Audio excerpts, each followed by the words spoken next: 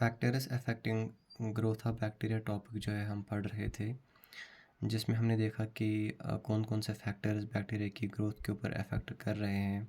जिसमें हमने कल मॉइस्चर पढ़ा, ऑक्सीजन हमने पढ़ा था, कार्बन डाइऑक्साइड हमने पढ़ा था, टेम्परेचर हमने पढ़ा था। तो इसके अलावा भी और एक दो फैक्टर्स होते हैं जिसके अंदर पीएच आ जाता है, जिसके अंदर ऑस्मोटिक इफ़ेक्ट या प्रेशर आ जाता है, और जिसके अंदर लाइट आ जाता है। आज पहले इन 3 टॉपिक्स को हम डिस्कस करेंगे, उसके बाद अपने नेक्स्ट टॉपिक के ऊपर आ जाते हैं। तो यहाँ पे नेक्स्ट जो ऑस्मोटिक फैक्टर है वो है पीएच। तो पीएच ऑफ बैक्टीरिया भी काफ़ी इम्पॉर्टेंट होता है इसकी ग्रोथ के लिए।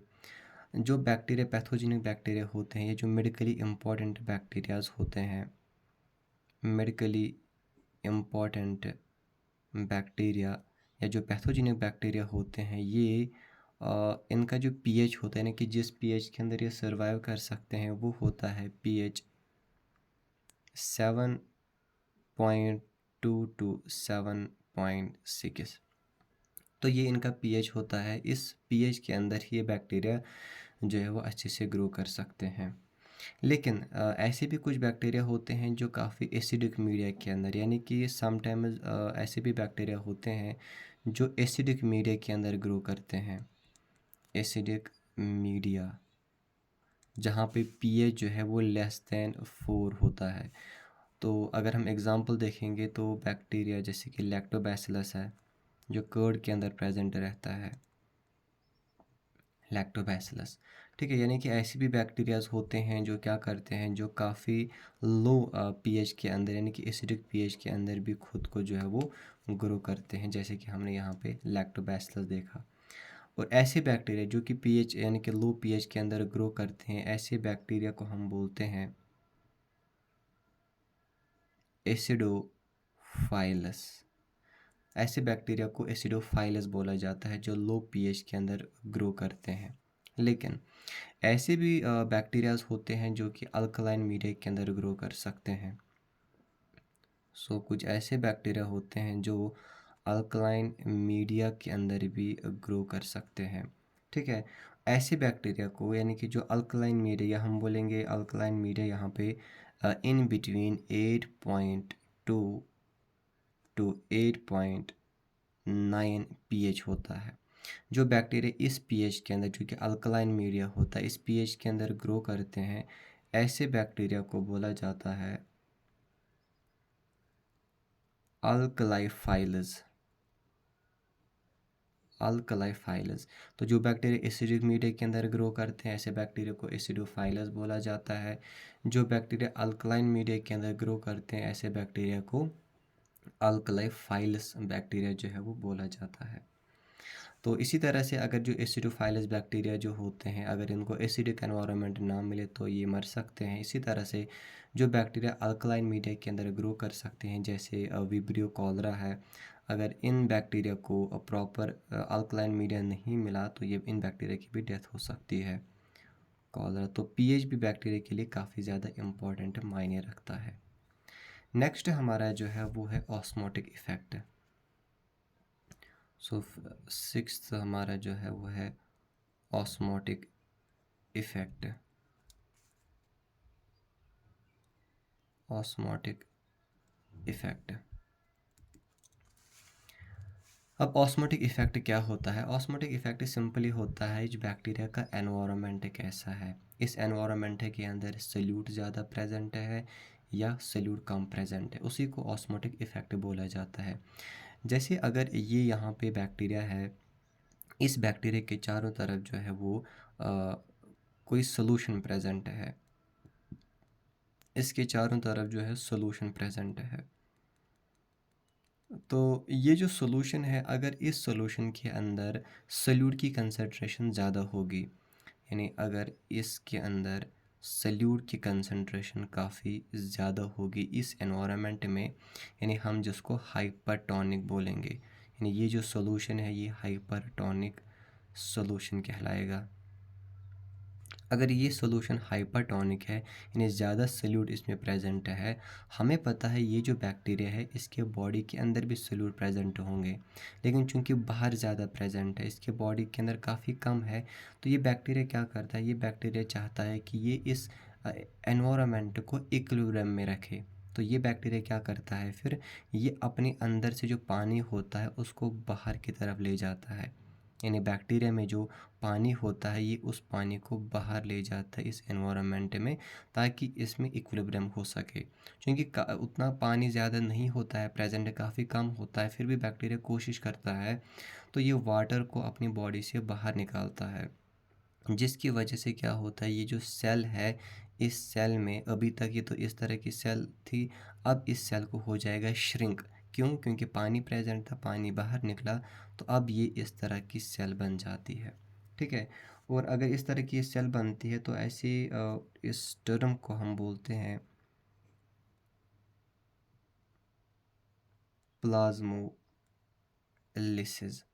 ऐसे टर्म को प्लाज्मोलिसिस बोला जाता है। ठीक है। यानी फिर इसकी जो है, ये जो प्लाज्मा होता है, मेम्ब्रेन होता है, इसका लाइस होता है, ब्रेक डाउन होता है, और फाइनली जो है इस बैक्टीरिया की डेथ हो जाती है। लेकिन नॉर्मली जो है बैक्टीरिया, अगर हमें पता है बैक्टीरिया के पास सेल वॉल होता है, तो जैसे ही बैक्टीरिया को ऐसा एनवायरनमेंट मिलता है जिसमें हाइपरटोनिक सॉल्यूशन हो, तो ये जो बैक्टीरिया होती है आराम से वहाँ पे ग्रो कर सकता है, क्योंकि सेल वॉल काफ़ी हार्ड रहता है। लेकिन समटाइम्स बैक्टीरिया को सडनली इस हाइपरटोनिक सॉल्यूशन का एक्सपोजर मिल जाता है, तो अचानक से जब इसको एक्सपोजर मिलता है उस टाइम पे बैक्टीरिया यही प्रोसेस कर लेता है, पानी को बाहर निकालता है, और जिसकी वजह से इसमें श्रिंकेज आने लगता है, जिसको हम प्लाज्मोलिसिस बोलते हैं। और तो ओवरऑल ये जो बैक्टीरिया होता है ना, ये बैक्टीरिया जो ज़्यादातर होते हैं ये आइसोटोनिक एनवायरनमेंट के अंदर ही ग्रो करते हैं। आइसोटोनिक एनवायरनमेंट, यानी ये वो एनवायरनमेंट होता है जिसके अंदर ना तो सोल्यूट ज़्यादा प्रेजेंट होंगे, ना ही कम प्रेजेंट होंगे। ठीक है। तो ऐसे एनवायरनमेंट में बैक्टीरिया अच्छे से ग्रो कर सकता है, लेकिन हाइपरटोनिक सॉल्यूशन में भी ये ग्रो कर सकता है, लेकिन जब अचानक से इसका एक्सपोजर मिल जाता है तब बैक्टीरिया में प्लाज्मोलिसिस हो सकता है। अब यहाँ पे नेक्स्ट ये भी प्रॉब्लम हो सकता है, या नेक्स्ट कंडीशन ये भी है, अगर ये बैक्टीरिया है, क्योंकि बैक्टीरिया में हमने कहा कि सोल्यूट इसमें भी प्रेजेंट होते हैं, और इसके चारों तरफ जो है वो कोई सोल्यूशन प्रेजेंट है जिसमें सोल्यूट बिल्कुल भी नहीं है या काफ़ी कम है। जैसे हम यहाँ पे डिस्टिलर वाटर की एग्ज़ाम्पल लेंगे। ठीक है। तो ये जो है ये यहाँ पे डिस्टिलर वाटर है, इस डिस्टिलर वाटर के अंदर पानी, ये सोल्यूट जो है काफ़ी कम है, ना होने के बराबर प्रेजेंट है।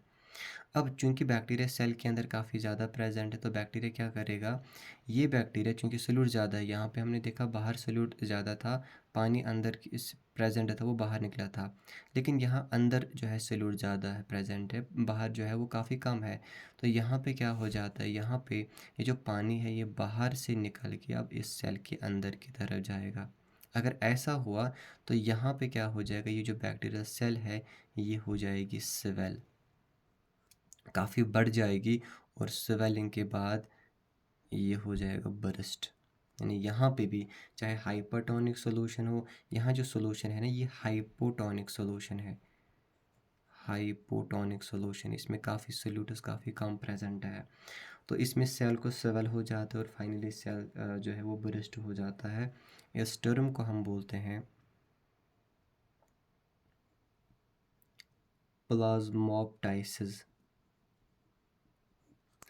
प्लाज्मोप्टाइसिस इस टर्म को बोला जाता है। ठीक है। तो दोनों कंडीशन में, क्योंकि बैक्टीरिया को आइसोटोनिक एनवायरनमेंट ही चाहिए, लेकिन ये हाइपोटोनिक सॉल्यूशन में भी ग्रो कर सकता है, हाइपोटोनिक सॉल्यूशन में भी ग्रो कर सकता है, लेकिन जब अचानक से इसको एक्सपोजर मिलता है हाइपोटोनिक या हाइपोटोनिक का, तो ऐसे सिचुएशन में जो है बैक्टीरिया की डेथ हो सकती है। तो ऑस्मोटिक इफेक्ट भी बैक्टीरिया के लिए काफ़ी ज़्यादा इम्पोर्टेंट रहता है। अब लास्ट में जो हमारा है इसका वो है लाइट, वो है लाइट। ठीक है। अब लाइट जो होता है वो भी बैक्टीरिया के लिए कुछ बैक्टीरिया के लिए काफ़ी इम्पोर्टेंट रहता है। लास्ट टाइम हमने पढ़ा था कुछ बैक्टीरिया जिनको हमने बोला था ऐसे बैक्टीरिया को जो लाइट के अंदर ग्रो करते हैं, ऐसे बैक्टीरिया को हमने फोटो ऑटो